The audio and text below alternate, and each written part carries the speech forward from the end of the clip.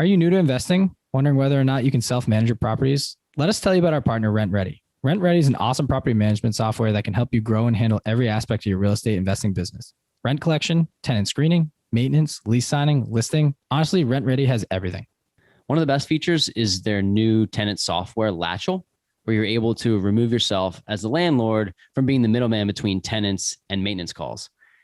And it's also essentially a fraction of the cost of what you would pay for property management. Let me also mention that RentRedi is unlimited. All their plans are flat price. This means you can keep adding properties to your portfolio without having to pay more. You can close on all the properties you want, and RentRedi's price stays the same.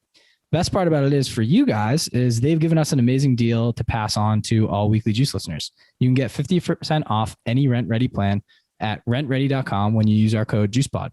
That's rentredi.com, rentredi.com with code JuicePod, JUICEPOD, and you'll get 50% off any plan.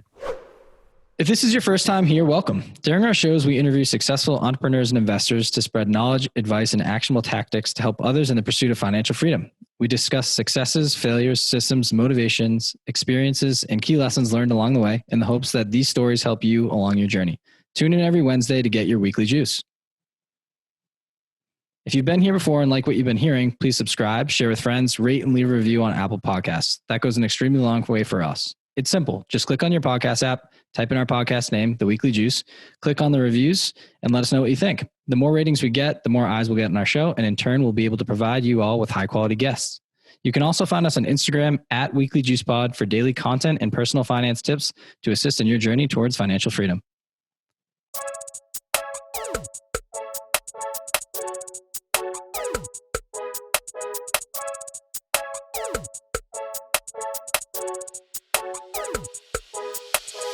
Welcome back to the Weekly Juice, where we talk real estate, personal finance, financial independence, and entrepreneurship. As always, it's your boys, Ryan and Corey, here with another episode for you. Today, we had on probably one of our most fun episodes in a long time. We interviewed Mark Jones. He's a real estate investor, educator, and investor-friendly realtor in LA. He works for eXp Realty and specializes in house hacking.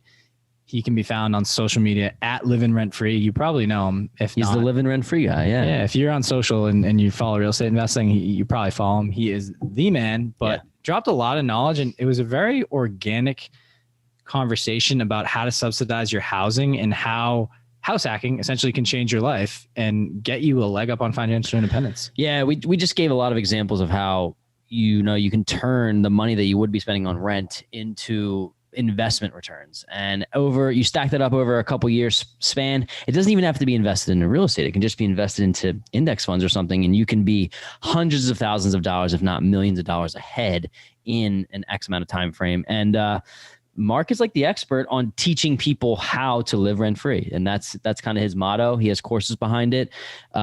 This episode, I wouldn't say that it's not for the experienced real estate investor, because you can get a lot of nuggets from it, but the beginners, huge. Absolutely. And honestly, it's an easy listen for this one. Yeah. And for me, half the time we said we were ready to run through a brick wall. Like, I'm ready to go full sprint right now. And it was funny, man. It was just like, you never really know how people are until you have a full conversation with him. And Mark was just a really genuine, nice, caring individual who's just like, really, he puts himself out there. He really wants to help people, and he's doing that every single day. So I was excited. I thought it was a great episode. Couldn't have said it better. With that, let's bring in Mark.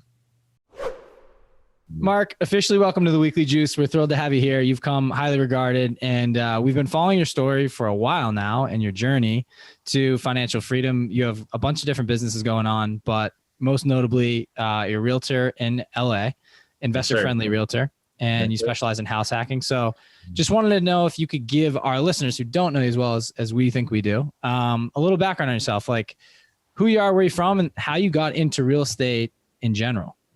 Sweet. So for anyone who doesn't know me, my name is Mark. I am the founder of Living Rent Free. It's living with no G, rent free. You can find me on Instagram, Twitter, different social media. But basically, to get into real estate, I mean, I'm born and raised in LA, right? So I got my UCLA t-shirt on, I'm getting my MBA there. But what really got me started was seeing the Los Angeles real estate boom before the bubble pop, basically before the bubble burst. But We owned a property. My family owned a property. Anybody who knows LA, it's like near the Grove, near LACMA, Fairfax District, like in that area. So I grew up in a nice area. Home was like 190,000 when we bought it in 97. It went up to being worth over $1 million by 2007. So I'm like, I mean, I've always been observant, like I'm smart and stuff. So I was like, wait a minute. We like painted the walls. I cut the grass throughout my childhood.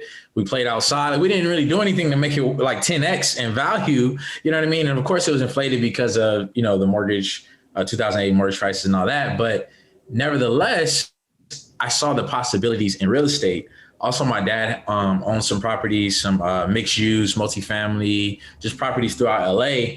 And again, I was just keen, just paying attention. There's this big real estate developer named Rick Caruso. He has like the top performing malls in the United States. So he has Americana, which is kind of near you, Corey. You said up in Burbank. I think that's in Glendale though. And then he has the Grove. So I grew up going to the Grove, and I'm like, man, like this is crazy. You know, real estate is amazing. You can make a lot of money from it. So that just sparked the interest, man. And seeing that it's not passive. Now that I'm in real estate, it's not passive, but you hear that it's passive, and you know, it's like semi-passive if you get a property manager. So hearing like the wealth building side with appreciation in LA, and then the semi-passive income, it was like a no-brainer for me to get interested in real estate. Cool. That's awesome. Thanks for sharing. I'm curious what your primary focus is right now. I know that you kind of explained a little bit how you got into the game and the mindset behind it, but what are you focused on right now with your live-in rent-free business? Look, man, honestly, we were talking about it just before the show started, but it's like, I'm so passionate. One of my life purpose is to empower people, right?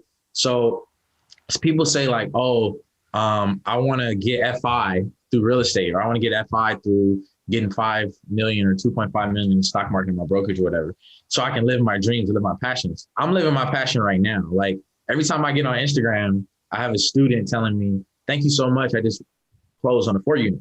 So I'm passionate about that. Thank you so much.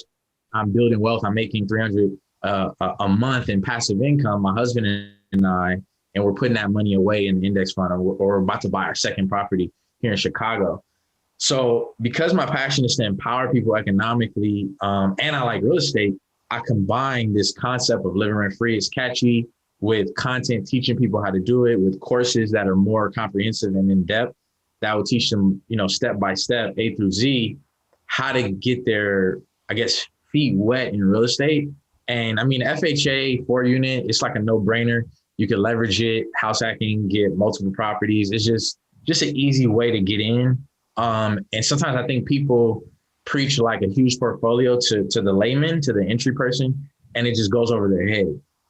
Whereas if you teach something simple like house hacking, which is living in 1 unit, renting out the other ones, people could just get it simply and just start building wealth. Mark, could you give us an idea of how buying a 4-unit, just maybe some of the numbers and how you think this could change somebody's life, just the way that you would, you know, give us maybe a little sneak preview of what you would tell somebody in a course. And don't have to give us the full thing, but just like why you think that's so valuable for people. Yeah, man. I mean, if you use a 4-unit example, it's just crazy because say you're paying, I'm just like running the numbers in my head, right? Like say you're paying $2,000 a month in rent, depending on where you're located. That may be like high, that may be low, maybe in the middle. But say you're paying $2,000 a month in rent. You find out about this house hacking, right? Where you could live in one of the 4 units and rent out the other 3. And the other 3 could cover and eliminate that $2,000, right? So $2,000 a month is $24,000 a year. And that's every year that you're living in it. So if you're living in it for 2 years, that's 48,000. If you're living in it for just 12 months, that's 24,000, right?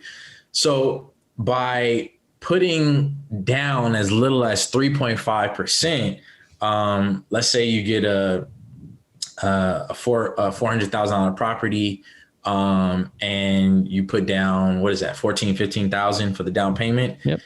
You'll get your money back. You recoup all your money within 7 months, right? 7 times 2 is 14. And then everything beyond there is total upside, right?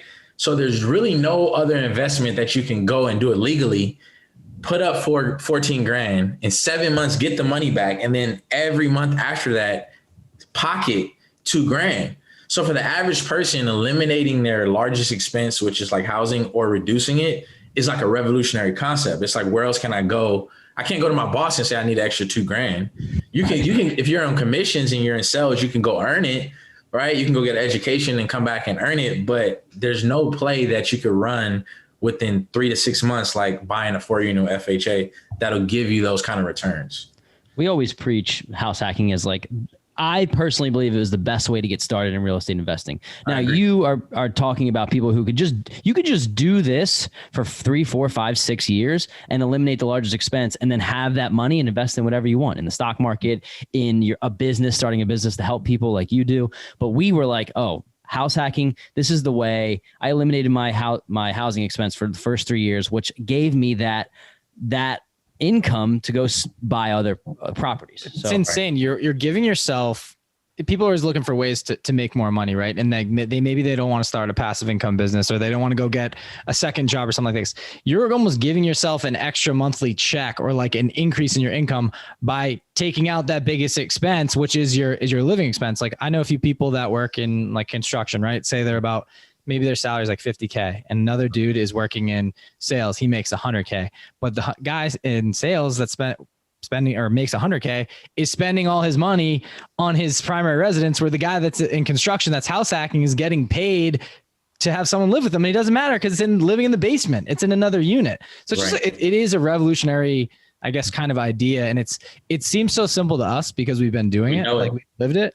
But for people that haven't, once they finally have that aha moment, they're like, hey, I'm willing to live with someone. Like, if you have a separate unit and it's broken up and you're not like in each other's corridors, it is life changing. Can be life changing for sure. And Craig Curlop wrote the book House Hacking, from, I think it's Bigger Pockets published book. That's an excellent one to read if any of you guys listening haven't. Shout out to Craig Curlop. House Hacking Strategy. Yeah, really good book. He's absolutely the man. I want to touch on this. You have a pretty cool, I almost want to call it like like a cycle that you work with, right? So you're a realtor for EXP, and you have that business. Then you have your online live and rent free business. And then you get, and essentially like your clients from online can funnel into your real estate business. And then the money you earn, obviously you're house hacking now, so your housing's covered, but then you can buy more properties and build a bigger portfolio. So it's this big trifecta you have going on, which I absolutely love. And the coolest thing is, like, you mentioned that, like, a lot of people are soul searching, right? For things like, hey, like, what's my purpose? And like, what's living your passion, right? You said you're already doing that. You're 31, right? Like, that's pretty cool, because it takes a lot of people to realize, all right, once they hit financial freedom, they're like, I'm good now, but what do I do? And you're like, dude, I'm doing this. I'm on the way to freedom. On the way. And it's all funneling into each other, man. I'm like, I'm so in tune with it. Loving what you're doing. And really, I guess you said you're my age, man. As you get older, you realize, like, FI is cool, and that's what we're shooting for, right? That's what we're gunning for. But it's like, really, you want prosperity, so you want FI, but you want like happiness, you want health, you want love, you want peace, right? So now it's like you have time control, time freedom. I have more or less location freedom. I have properties in escrow right now, so I have to do inspections and different things. But you guys saw I could travel to Tahoe, I could go to Mexico, I could do different things. So it's like I'm getting a taste of FI like now, right? And something that's like that I discovered, you guys partner up to buy your real estate, right? I've built up relationships with real estate investors all across the country, right? So at any drop of a dime, I even was going to raise like a few $100,000 to start investing and buy like apartment buildings. People are pledging money, ready to rock. They trust me. I've had to establish a relationship. So that's another thing that's going on in the back of my mind is, hey, when it's time to get that rental portfolio, when it's time to expand, I have that network. Even you guys, like, I'm building a relationship with you guys off of Instagram. And so I'm patient, man. Again, a lot of people running to get a certain level with their portfolio. I enjoy my nice little cozy portfolio triplex here in LA, but it's great. Yeah, it's just a chess game, man. It's a chess game. Yeah, it is. And I think what's important too is, like, people always, I don't know, I'll just say this, like, before I got into it, and like, not saying we're influencers, right? But like, we used to knock an influencer. You'd be like, okay, why are they taking all these pictures? They're trying to make this money online. Like, let's just talk about 50,000 followers and people that look up to you, you're funneling it into all your businesses, you're changing lives. Right. But you know what the most important thing is when you, not the most important, but one of the most important things is you're talking about raising money. And it's so hard for people to raise private capital because they lack the relationships. They may be amazing at finding deals, but they have no one to buy into them. Yep. You have a digital resume. Someone told me that. Brand identity. Like someone can go on you can have a business card. Those are kind of dated, but you just be like, hey, here, find me on Instagram. Someone sees that you have 50K. All you're doing is talking about real estate and giving free information out. Cool. Someone can buy one of your awesome courses and get, in the weeds with you. Right. But the fact that you're posting things every day, helping people out, showing these success stories, that's the key, because I would trust you immediately. It'd break through a certain barrier and I'd be like, I want to have a conversation with this guy. Right. So I think that's awesome. And for people listening, like there is a science to this whole thing, and it makes sense to be pumping your message out to the world. Yeah, we talked to Brennan from Budget Dog. I don't know. He's cool. I don't know if you've interacted with him. No, I know Brennan. Yeah, but cool. he said, I believe he said attention is the new currency or something like that. He told us this, and it's not attention just for the sake of attention, but the attention for the sake of building that relationship, that what you're talking about. And that's exactly what you're doing. You're building a brand. You're building the relationship with your followers, and then instantly there's trust. When you have people that follow you that understand that your message is for good, you can raise $300,000 way faster than a lot of other people that are trying to do it without this platform that you have. So it's a testament to living in 2021 and understanding how the world works today, right? You got it, man. And I didn't realize it at first, because I'm like, honestly, I have like relationships again with people that are investors all across the country. And I know some people in St. Louis, and I like almost bought some rental properties in St. Louis, but I'm just like slowly thinking and saying, hey, brand identity, right? Create an expert voice, continue to grow, continue to network, and think bigger, dream bigger. Yeah, we could do a personal portfolio, but what if I can, raise way more money, get way more people passive income. And then as a consequence, I get to own a percentage of even larger portfolio. You know what I mean? So just taking it slow, man, one step at a time. And I want to give you guys kudos, because I knew about your brand and everything you guys are doing like before, like your reputation preceded you basically. So you're establishing that expertise, that brand authority, all that as well. That's our producer. Kudos to you guys. Well, thank you. But we appreciate that, man. It's the slow grind, right? We're trying. Yeah, we'll get there, man. We'll see you in LA. The whole reason that we started the podcast was genuinely to organically network with people like yourself, and just to have these cool conversations with people that we know that we'll be able to build relationships with. We talk about real estate as a relationship business, that it is, but business and the world is about relationships and people and connection. Like, what do you authentically have without the people around you? Like, you can be the richest person in the world, and if you have nobody to share that with or build these relationships with, it's really all for nothing. So on that point, it's kind of, we've talked about this previously. Obviously, I haven't done it with you, Mark, but it's hard to, you realize when you're coming up in this game, right? It's kind of hard to have certain conversations with people that just like in your circle that just don't get it, right? Like they're like, that's a liability, or you're spending all this money to do this. Oh, you never have time to hang out anymore. Like, oh, I suggest you do this, but they're not doing it. There's just like these conversations. Corey was my guy, right? He's like my what do you want to call him? Like my rock, dude. Right. But like the guy that I could lean on and say, yo, like, can we talk biz? Can we talk money? Can we talk this? And we just like straight shot it. And, we decided that we would form this into a partnership. But the reason I'm bringing all this up is I think it's really cool how you parlay, and I keep bringing this back up, like all of your businesses are going in the same direction. Corey and I talk about this all the time. Like, I'm in sales for something completely different, right? I love it. And it's like, I'm proud of the job. Like it's really fun, but it's not every day in my brain. I have to shut that part off and then go real estate. And then I got to go financial independence. So for you to have all three things going at once, dude, you're light speed ahead of where people are. And it's like, I'm thinking about like, just maybe our age or like technology we're doing. There's guys that are in the real estate game that are old landlords that are still writing leases by hand and like signing things. I'm like, dude, there are some young cats out there that are just going to blow by you. So like people listening too, you have a leg up. You just need to start. That's kind of where I'm getting at. It's like, start with house hacking, get a feel, and then you're just going to, it can go really fast. It's been a year and a half ish since we've been in partnership, and we already, property number 4 or 5 under contract. Man, so I love to see it, man. I love to see it. Crazy. And you know who really taught me all of it is because it started off with passion, but it wasn't super strategic. Craig Kirlaw, man. Like I have his number, like we talk like once a month over Zoom and stuff. And he sat down with me and he's like, man, you need synergy. The words you're talking about, synergy. Your life has to have synergy. So you're firing off on all cylinders. You wake up, you're helping clients. In the afternoon, you're helping students. At night, you're studying real estate at UCLA, right? And then once it's time for you to pull those triggers to partner up with somebody and start buying real estate, it's abundance. It's all you can close your eyes and just reach out, and you got partners willing to work with you all over the place, right? So that's kind of where I am, and it's unorthodox, right? Actually, I think most people who talk to me, they're always like, "Oh, what's your portfolio looking like?" or "What are you doing to expand it?" And I'm like, I'm actually on a different path right now, but the end goal is the same. Yep. Cool. It's you don't need to have a massive portfolio to see success, right? Like someone said in one of our previous episodes, small but mighty. Like I love that. Like we talked about your portfolio, right? Like it's not massive, but you traded up to get there where you are. Now it's worth a smooth mill potentially. Like it's pretty sweet. Can you talk about that? Yeah, let's get into that a little bit. Like you first getting started in real estate. Now you have this triplex.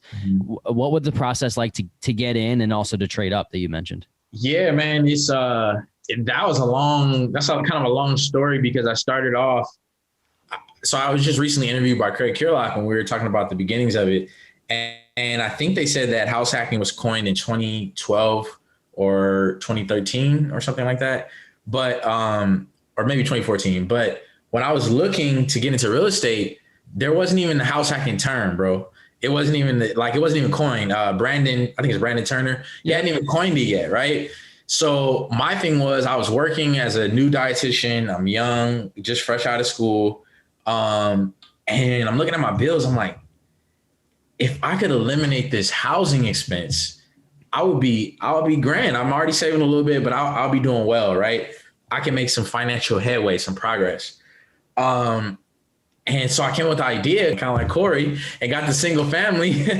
And so in the area, I was like in the outskirts of LA. It's in a valley, like a suburb called Antelope Valley.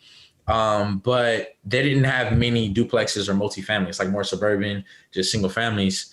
So I got in on a single family. I think it was like 165, 170. Mortgage was looking like just over 1,000. Tenants were giving me just over like 1,200. When I say tenants, they were roommates. I lived in the master bedroom.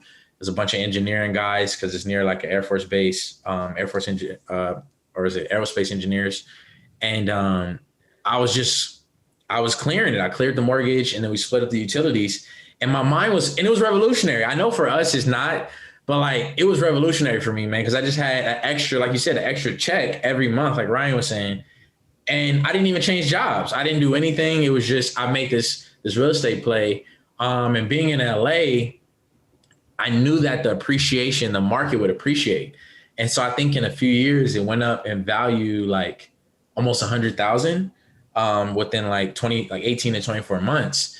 And so I was like about to, again, expand the portfolio. Like that's almost like the dogma, or like the religion, like expand the portfolio, get more units. Like, and sometimes I guess my story is different. I just have to do what's right for me, like at the time, right? So I got a HELOC and I was about to buy a couple more properties, but like I think I got a HELOC for like 50K or something like that. And I was going to put 20% down on like a couple $100,000 properties or something, whatever it was. But I met someone that was working at a brokerage and I was kind of like venting to her. She was an assistant, but I was telling her my dream would be to own a multifamily in Los Angeles. But I know the pricing and the price to rent ratios and the FHA self-sufficiency rule and different things would make it like impossible. Her name was Lauren. She's our age, Ryan. Now she's my business partner. She's a millionaire like now, but she tells me, she's like, hey, like I'm not trying to step on your, toes or anything, but I just want to let you know I own 2 4 units in LA. And so my mind is blown. I'm like, what the hell? Like she owns 2 4 units and she's like, I think I was like 26 at the time, 27 or something. So she's my age. She owns 2 4 units. Mine is blown. And when she says 2 4 units, I want everybody to understand this. Like I'm extrapolating 20 years out, right? I'm extrapolating 30 years out because I'm an LA born and bred, right? So in 20 years, 30 years, in 10 years, she's a millionaire, easy. right? When it's paid off, she's cash flowing thousands of dollars and she's a millionaire from the portfolio, right? So, and you could leverage it to buy more, you could do more. So I'm extrapolating this and I'm like, you got to tell me how you did it, what neighborhoods, blah, blah. So we built a relationship. I ended up selling the first one because the HELOC just wasn't enough. Got into the Inglewood area in a triplex. And we can talk about the numbers too if you guys want. But yeah, definitely. So just go into it. Sure. Yeah. So sold the first one. It went up. Like I said, almost 100,000. As we know, as real estate investors, if you're living in the property as your primary residence for 2 of the last 5 years, you don't have to pay capital gains tax. Yep. So consult with your CPA though. We're not CPAs. I don't know if you guys are CPAs. I'm not a CPA. No. Yeah, consult with your CPA, a public accountant. So didn't have to pay the capital gains tax. Folded that money over to a triplex that I found in Inglewood area, right? So for people who don't know about Inglewood, again, LA native, right? Because I like to play long, like chess, like long games, right? So I'm up now in 18 months, $250,000. So just off this one property, I know like millionaire status guaranteed just off of one property. So I am more methodical and kind of strategic with my moves. So in Inglewood, we have the new Clipper Stadium coming, right? We have something called the SoFi Stadium, which is brand new. It's where the next U.S. Olympics are going to be held. Crazy amount of gentrification, a new train coming through that leads to the airport. Inglewood is like really close to the airport. And so it's just all these opportunities coming to Inglewood. Also, we just got the Rams, like a new team or whatever, and that's all at the SoFi Stadium. So knowing all this, I'm like, okay, this is the place to invest. Invest there within 18 months. My property goes up in value like $250,000. Breaking even, living rent free.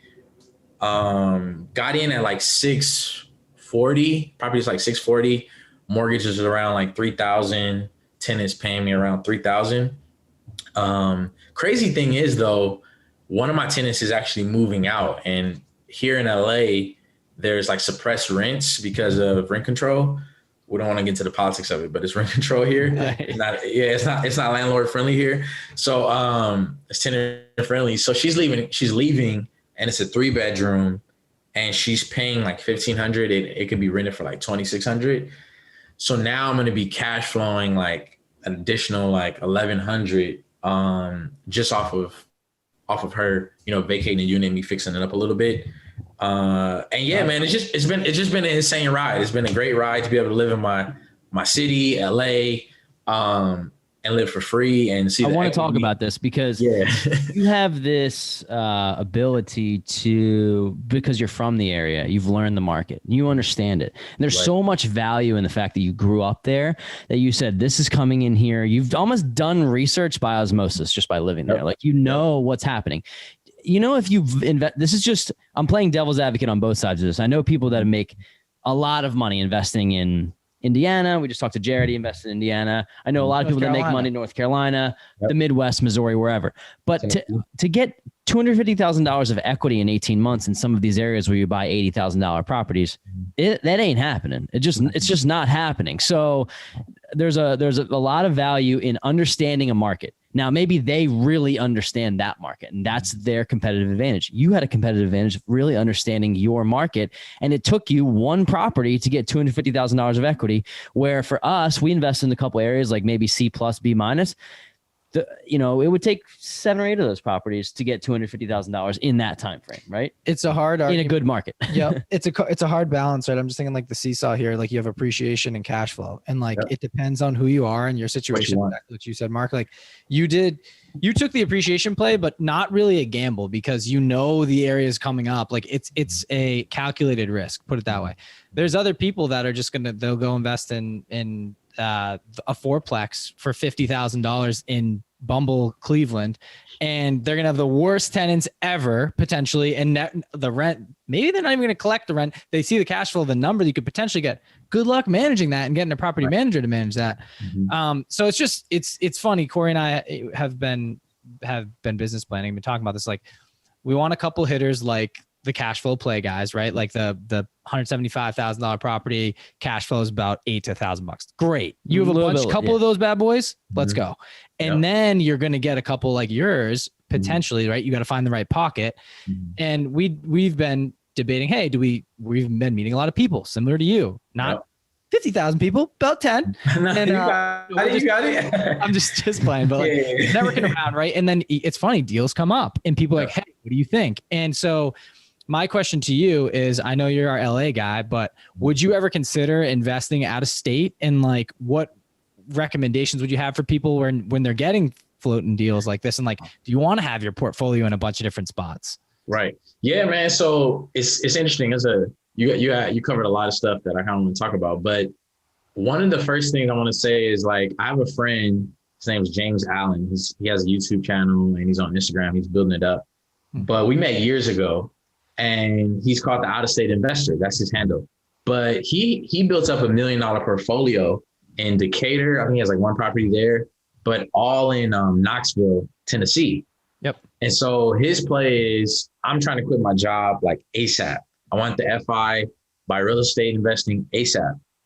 So he saw some appreciation, nothing crazy, but what he did was he understood that there's two different types of markets. I guess you could say three, but there's two different types of markets. There's an appreciation market, there's a cash flow market, and then there's a little mix in between the two.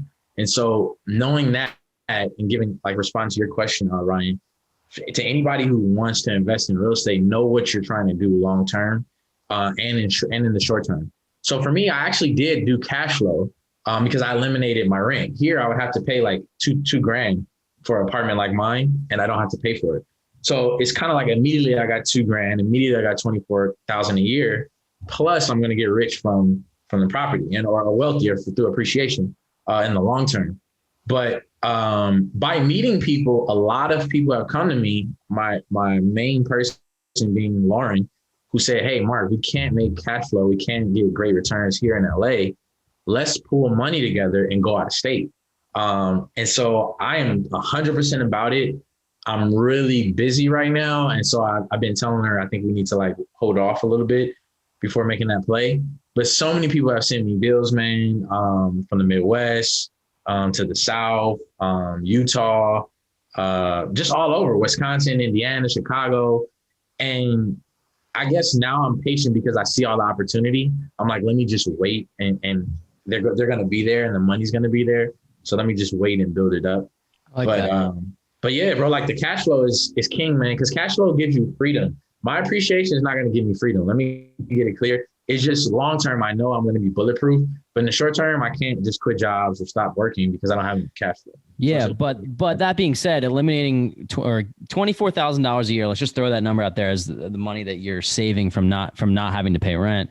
You said that you can't ask your boss for a raise. Not only that, but that's $24,000 a year. You have to make probably $35,000 to $38,000 a year more. So it's not just asking for a raise. You're going and changing your life to try to make that money, right? And it's amazing if people just want to spend. Let's just say you say, I am going to take the next 5 to 8 years and I'm going to house hack for that time frame. Mm-hmm. And you can, on average, $24,000 a year. If you do the math, in 5 years you're at 100 grand, in 8 years you're at 150, 160 grand, and that invested in 15 years from then, you're talking hundreds of $1,000s, potentially millions of dollars. So you don't have to be this big real estate investor to do all this. You can just say, I'm going to sacrifice for 5 to 8 years in house hack and take that money that I would be spending on rent or mortgage and then go invest it elsewhere.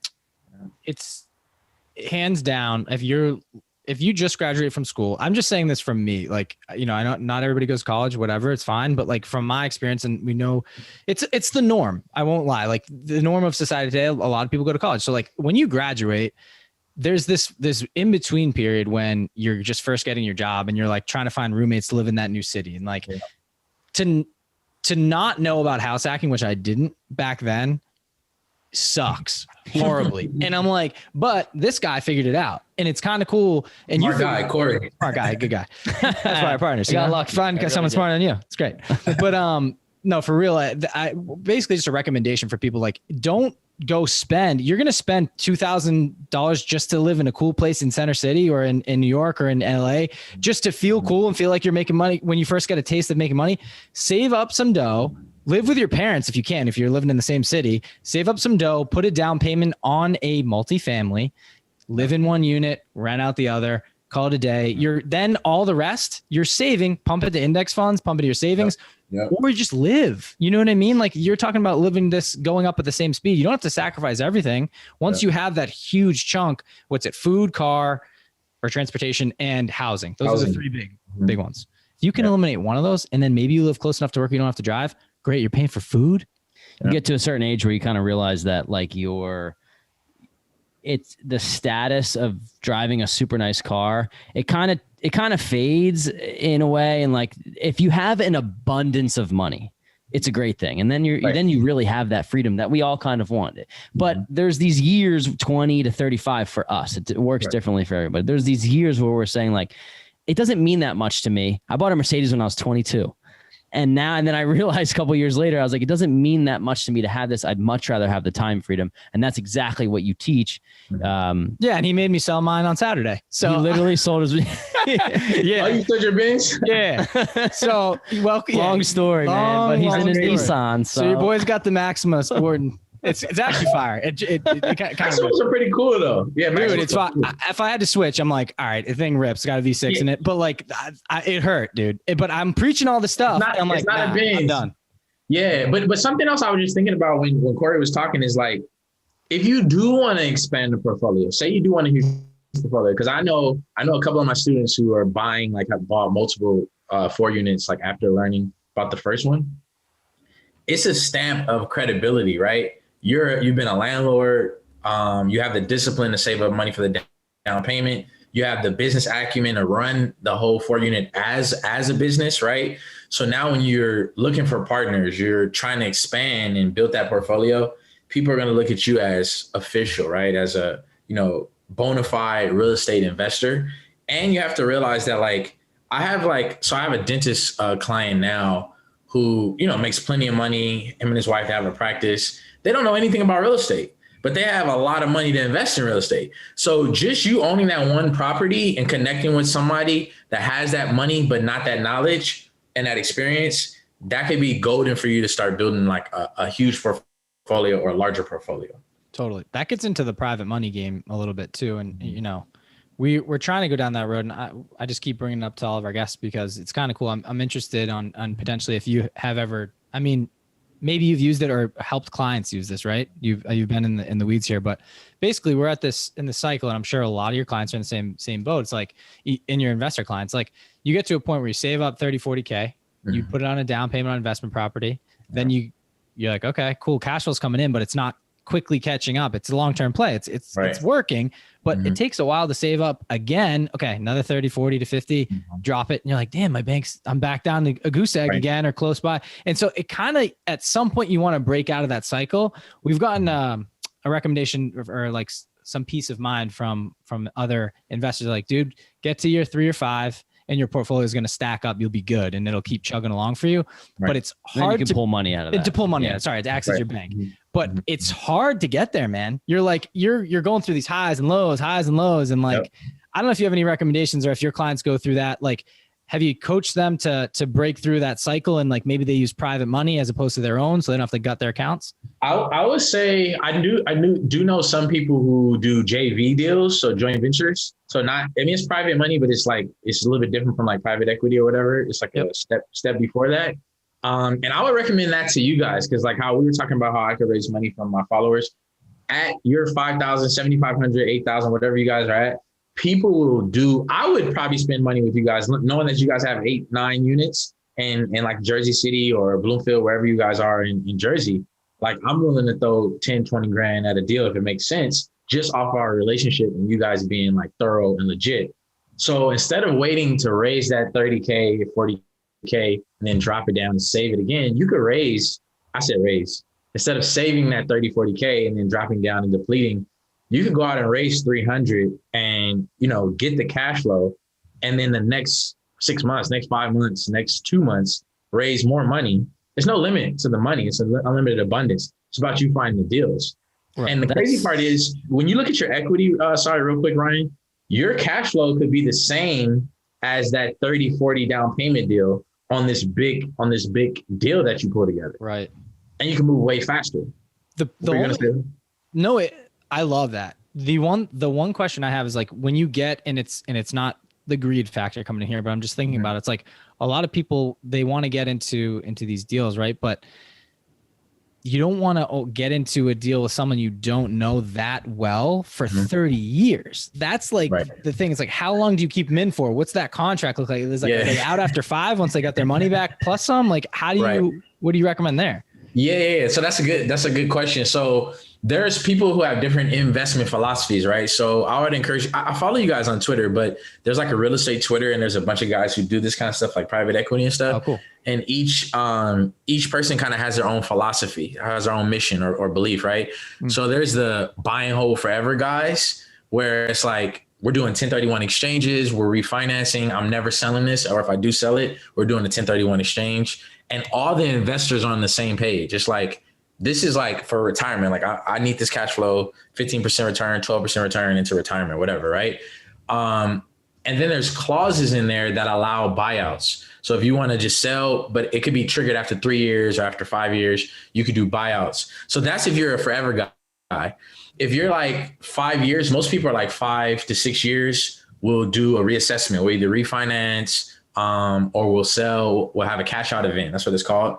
And everyone will get their return of capital, assuming that we do well, you get your return of capital. And then during that 5-year period, assuming it's stabilized, say after the first 12 months, you'll get return on capital. So that's the cash flow, that's the payouts, that's the dividends.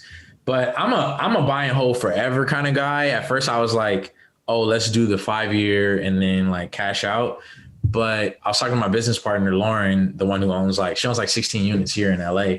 And I want to find people from my platform that want to hold forever. And we just keep cash flowing. I mean, not cash flowing, keep refinancing and cash flowing, and then just hold it forever. Just keep going. I agree with that, Mark. I probably will end up not being a cash flow forever guy, but I want to be a cash flow forever guy, and I'm going to continue to push that message. And I'll tell you why. I've not met one person that has said to me, damn, I wish I like everyone says, I wish I would have held on to that property longer. Yep. My biggest mistake was selling that property 10 years ago after holding it for 6 years, unless you're in Inglewood, right? Like, I mean, don't get me wrong. If you were to go, there are situations where if you're to buy a property for $500,000 and in 6 years it's worth 1.3, like cash that $800K out. There's no problem with that. I'm not suggesting that, but I know so many people that have bought a property for $150,000 in 1993, and then it was it was 250 in 2006, and then now in 2021 it's $575,000 and it would have been paid off, right? So it's like there are, the way that Ryan and I have phrased it to ourselves in our portfolio is that once we get to 20, 30 units, what we're probably going to end up doing is having a 5 to 8 units that are just forever. We're just we're going to pay them off and hold them forever. That's our retirement. We're never going to touch that. We'll know, and then we'll have this part of our portfolio that we have, maybe at a 25 to 50% leveraged area where we can just either refi or play around with it. And then you'll have the new ones that you bought that you have to get to that seasoned period. So it's, once you get into more units, it's you're able to do that because everyone has their own like sense of security, right? And like your FI number is different, but like feeling comfortable. So for me, obviously buy and hold forever, that's the play here. But to know, let's just talk about this Inglewood deal for example, right? Like it could still, the trajectory of this thing, okay, fine. I'm just going to make numbers up here. Say the 500K, right? And it goes up to 1.5. You're going to cash out $1 million minus taxes, right? So like, let's call it 700,000, something like that. You're going to, for someone, that's amazing. They're set. Dude, if you toss me 700K, I promise you I could find a way to make that work for the rest of my life through investing. I swear to God. But like, not that just to have it sit there, but I'd feel a hell of a lot better having that thing. I'd be like, you're not telling me what to do. You're not telling me what to do. I'm doing me. So to have one of those deals in our little, like, I don't know, what do you want to call it? Our hopper, right? Like you have the couple of like 5, 10 of those cash flow monkeys that just bum, bum, bum, bum every month. And then you got the guys that you play with, you season them. But I want one of those big boys because that's just going to make you feel so chill. Imagine him got a check for 500 grand. Great dude. You feel so comfortable and not comfortable enough to not work, but you're like, we're good. And so you're speaking to my mindset, man, because like I said, I have a unique history, man. Like so I don't want to get too deep into it, but like, you know, my mom passed away. I lost multiple homes that we owned in our family. And so it's like a destabilization. And so in my mind, if I have an Inglewood triplex multifamily, right, in my portfolio, and long term, I feel that peace of mind. I have that bulletproof, mentality. But get this, say you do the cash out event. Thank God we live in America. We have the 1031 exchange. In places like Canada, they don't have that. You could take that 750 and go buy a huge apartment building in LA, in Inglewood. That could be the down payment for a bigger apartment building, right? Or that could be in Fresno, or you could go out somewhere else in the Midwest and buy a huge cash flow, not a monkey, a gorilla, right? There you go. There I was wondering, I was like, well, I couldn't find the right word. I'm like, I don't know. They shovel money and shovel. No. I don't freaking know what I was thinking. No, but you're right. You're funny, bro. But just knowing that it's like, I have options, right? So, definitely going to build up the portfolio. This is just like the, starting point, launching pad, but it's just different strokes for different folks, man. And I think you guys should just explore doing like JVs, and private equity. And the cool thing is with the JV, you can just create a separate LLC for just like one deal that you guys do with like a partner you find. Right. You can keep you guys, plan going, but just try something like on the side, raising money. So I think that's a great idea, Mark. I think also what you're saying is there's this notion that like the rich get richer and that it's a bad thing and being rich is greedy. And like the rich get richer is 100% true.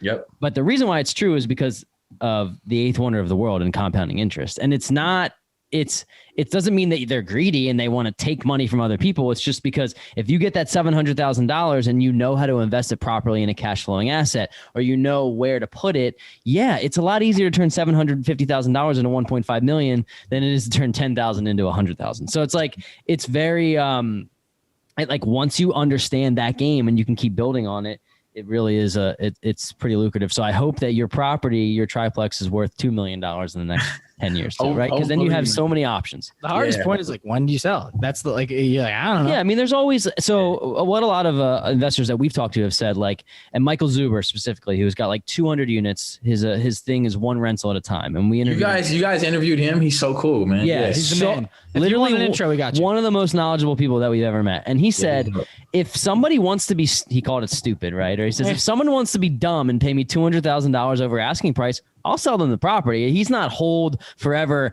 just to hold forever. He said that there's going to be a time, kind of like right now, where people are just going to overpay for things. And he said, I'll offload it then, right? Like that's his thing. So there is a time. It depends on the market. It depends on, what's going on in your neighborhoods, but and your life. I think if you have enough units where you can have kind of the ones that you would sell if you got that number, ones that you just hold on to as a retirement. And we didn't even mention, you mentioned refi or like leveraging a little bit, but there's refinances, man. You don't even have to sell as well.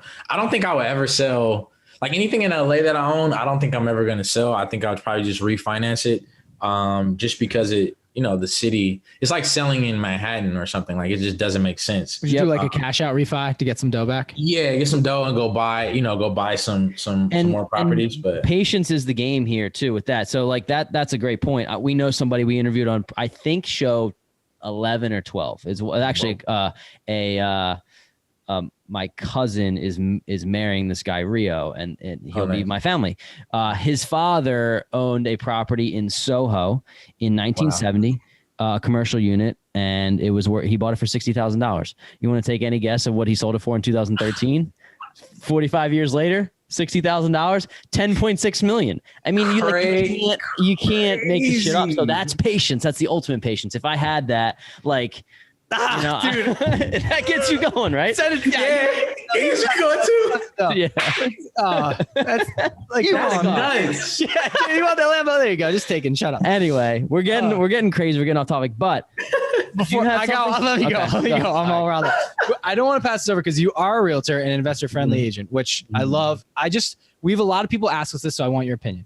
And you've mentioned that you did this while you were investing and then you switched over to becoming a realtor. My question for you is, what are the benefits of becoming a realtor as an investor? Like, how does it benefit you in the game?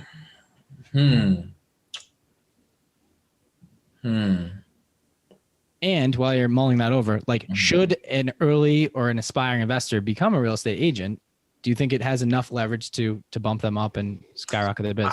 I would say it gives, being a realtor or investor friendly real estate agent gives me benefits, and a lot of specific benefits that are helpful to me. But in general, I wouldn't recommend the average person to spend the time, get certified, get licensed, to become an agent. And the reason is you can invest in real estate without being an agent, right? You just need the knowledge of investing, how to analyze deals, get your money right. You can move forward, your credit right, and move forward. But with me being an investor-friendly real estate agent, I get to meet wholesalers, right?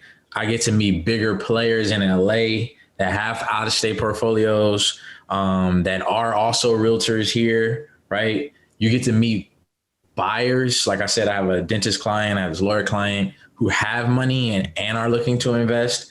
So that helps me as an investor to go and invest further, you know, on my own endeavors or my own portfolio. Mm-hmm. But the average person, it's not even necessary. Find an investor-friendly real estate agent, but you don't have to be one.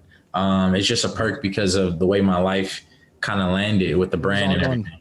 Yeah, it's all going in one direction. Synergy, bro. All in one direction. Love that. I needed the word. Now I got it first. You can thank Craig Kirlob. He taught me that. Yeah, right. Craig's great. He was like one of the first that we had to talk in depth about house hacking, and obviously that's his thing. And he's the FI guy, so you know. Cool. So as we get towards the end of our show, we want to highlight here and just talk a little bit about your courses and your business. If you could just talk up to our audience about what you provide specifically in your courses. I know that you have the multifamily money house hacking course, and just kind of educate us a little bit on what you feel you bring to people that sign up.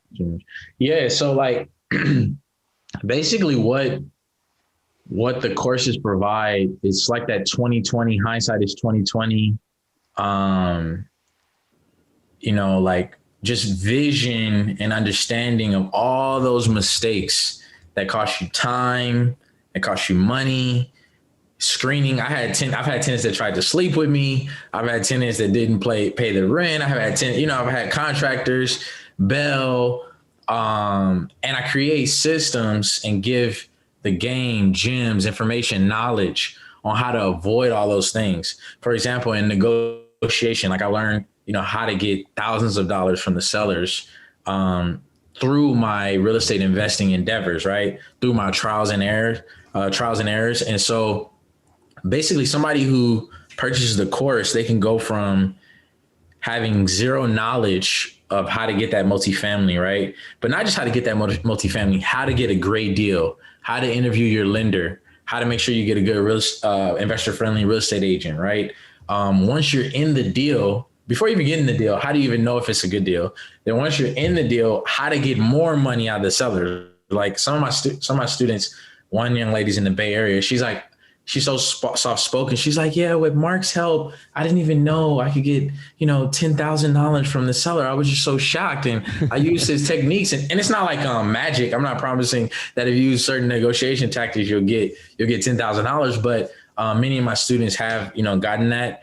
And then I think the last thing is like knowing things that I didn't know when I started, like grants, different programs that you can use, how to leverage your property to get the next property and, take out equity and move on to the next one. The DTI ratios that you need to get that second home, that vacation home. It's just so many things that you learn over time that you don't realize is really valuable.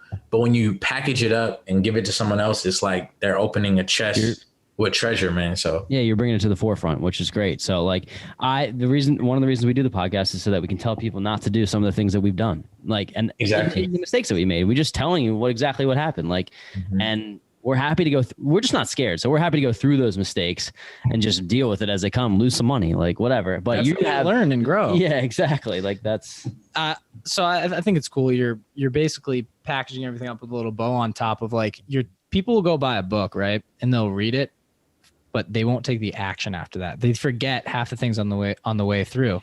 And unless they're doing like a mini book report per book, but I think courses and like online education is kind of the new wave, as I'm sure you would agree. But with your course, can you just break it down for me? Is it an interactive course where you do videos and you do walkthroughs on like analyzing deals and things like that? Because if so, that's crazy. Yeah, man. So just kind of speak on the first thing you say, Ryan. I took a course by Michael Blank. I buy courses, right? Shit, I'm in UCLA taking courses, spending thousands and thousands of dollars, right? College is the ultimate course, right? There you go. So, but I took a Michael Blank course on syndications and like how to raise money, what kind of lawyer representation you need, and he goes through how to analyze a deal, how to do due diligence on a deal, how to raise money. You were talking about the exit event. Is it buy and hold forever? Is it 5 years? What are the different models? I know all of that because I went through his course. I can answer that easily. When I get on investor calls, I can answer anybody's question because I took that course.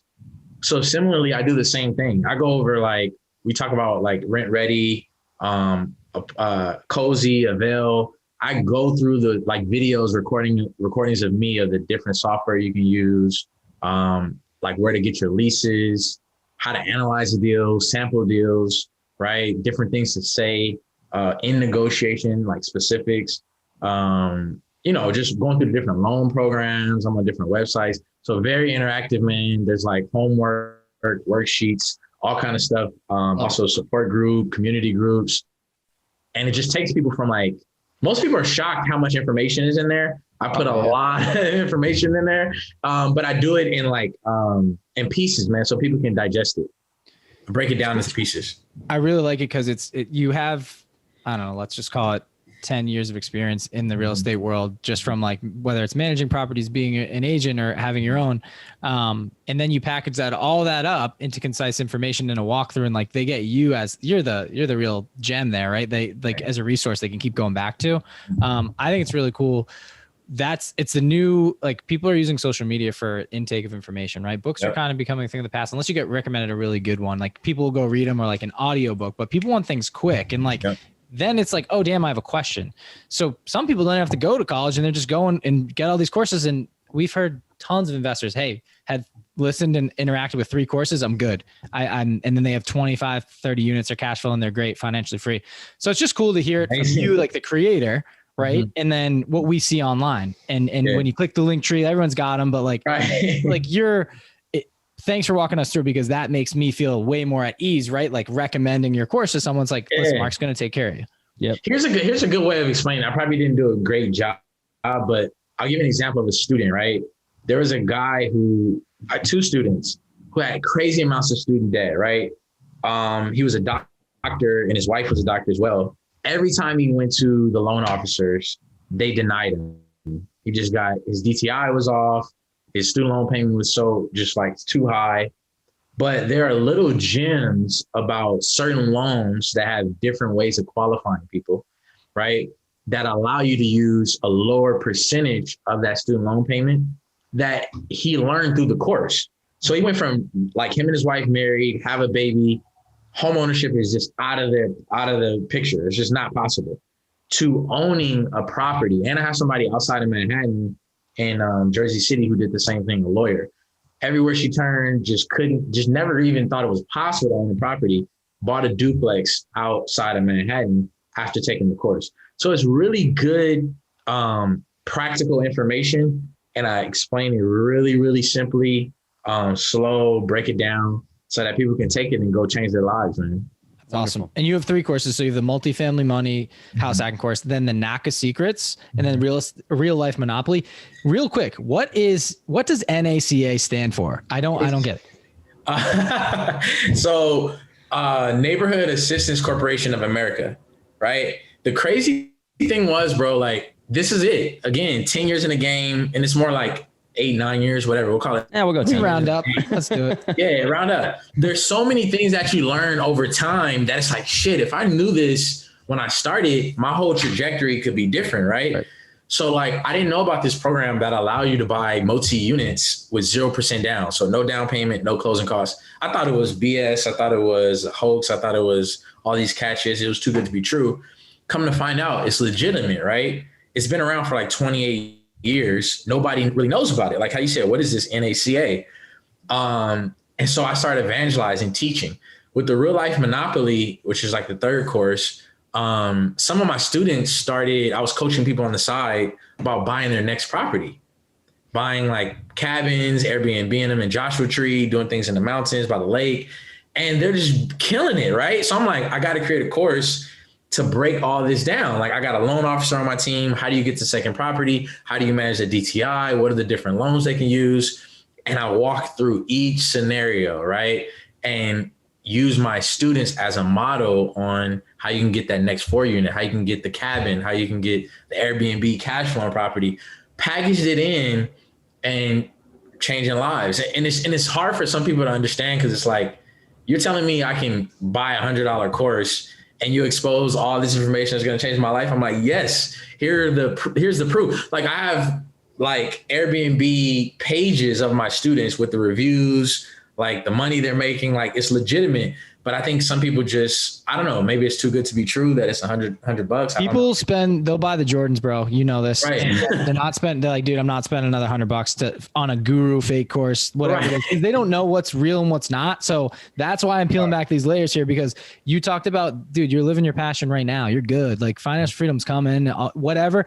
You're just giving back. That makes you feel good. And it's good to hear from like, I guess just like a kind-hearted good guy from like you, that you would just see your face there, right? In a couple posts and you wouldn't know. Like, how would I really know that you're passionate about this stuff? So how do I trust you?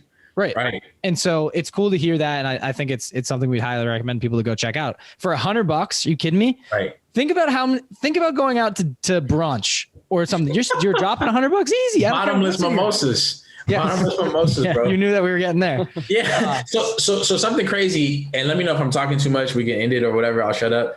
But keep going. UC Berkeley just inviting me out for the second time to speak at the university, right? So I already spoke. Thank you, man. I already spoke earlier this year, and then they're like, "Hey, come back for the fall.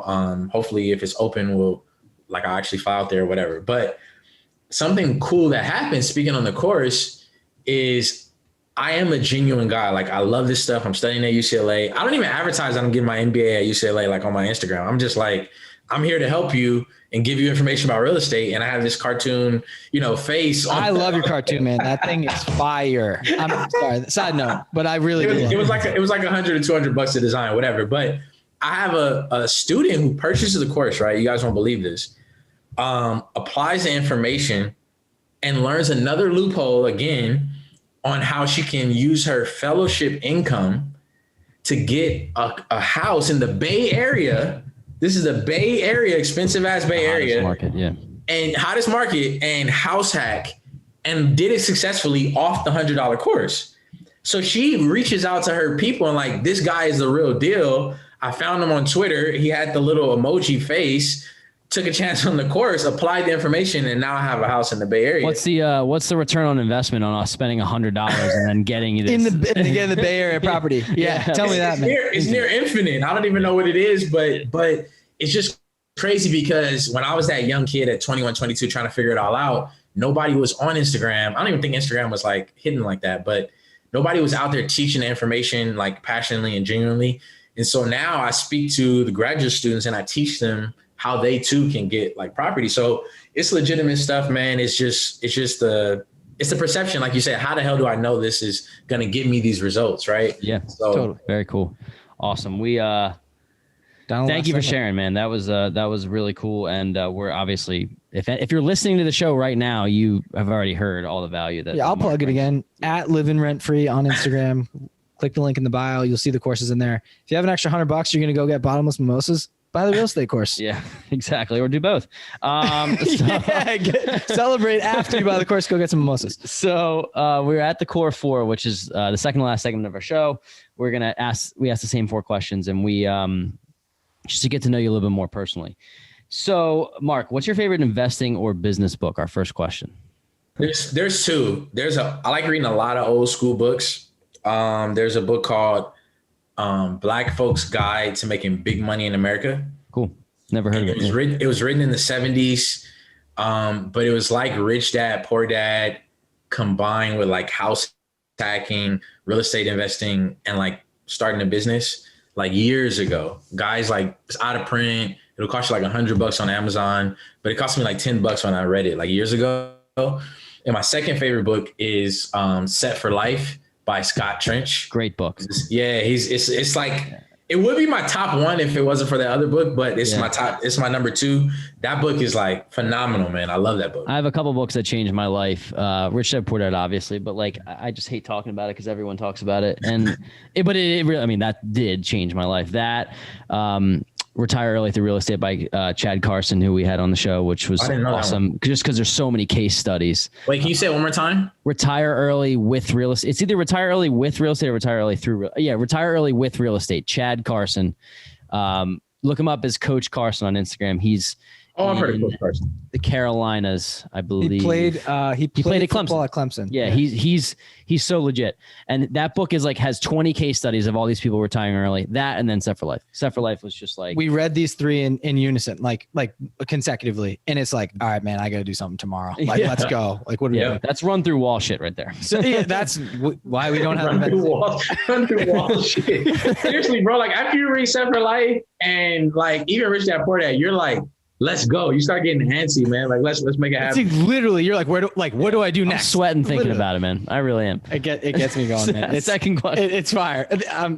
I just remember, sorry, we back to our interview with Chad, like Corey, that's like Corey's guy. Like that was his like pinnacle. When he met him, it was like, he was not trying to fanboy, but he was jacked that whole interview. He's I was. Coach, like, this is awesome. Like, and that was like, it was great. Episode early. It was like, in the 20s? I think it was before 20. I think it was like 16, 17. So he's got a great channel and things like that. So check out Chad, Coach Carson on YouTube, by the way. He does great walkthroughs on numbers and things. If you're listening and you want to learn how to like analyze deals and things like that, he's amazing.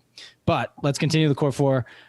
Second question is, what's been your biggest mistake you've made along your journey so far, and how have you learned from that mistake?